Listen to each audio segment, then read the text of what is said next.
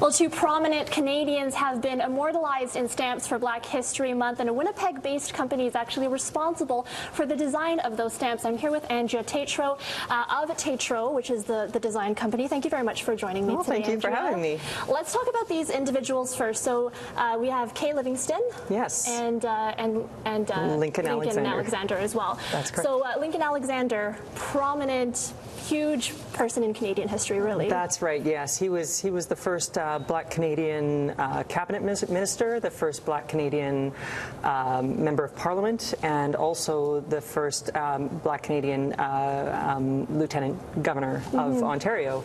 So a very prominent man, and he was also a World War II vet, prominent lawyer, and of course a very, very active humanitarian and activist. And he was actually a lover of being out there in the public and meeting people as well, wasn't he? Yes, very well known for that. There was a statistic that was thrown out about how many hands he shook during his career, and it was a huge number. Just wonderful. Yes, yeah. And so let's talk about Kay. Yes, and Kay Livingston, also a very prominent Black Canadian. She was a radio talk show host, actually, for CBC in Toronto for many years. Very, very popular, and she became an activist.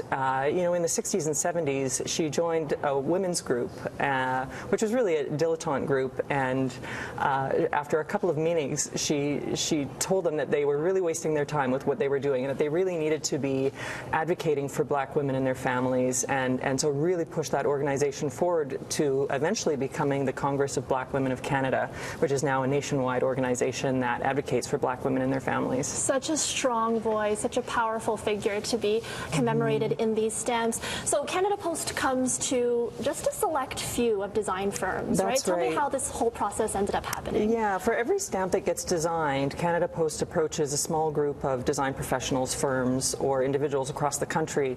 We're all given a research package that tells us about our subject matter.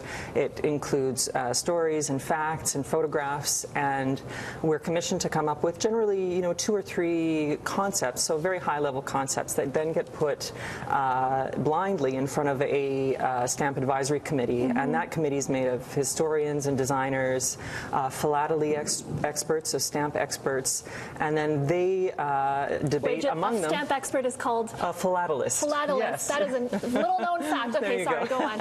So this group of individuals then look at all of the material that's been submitted and then decide which best represents the subject matter, and then the firm that's selected, or whose idea is selected, then gets commissioned to complete the stamp, go through various iterations of revisions and collateral materials that go out with the release of the stamp. So it's quite a long process.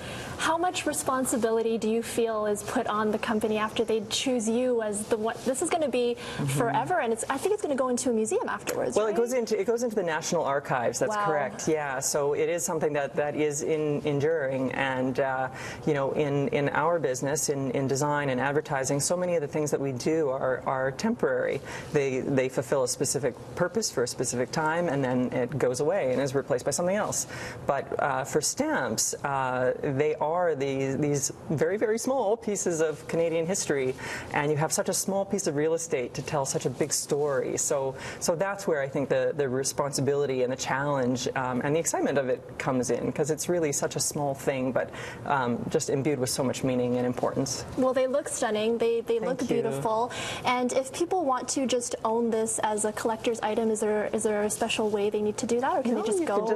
You can just go right to Canada Post. They're available at physical post office locations, and you can also order them online, along with some of the supplementary materials that come along with it. All right, Andrea, thank you very much for joining me. Go and pick up these stamps commemorating 2 amazing individuals in Canadian history.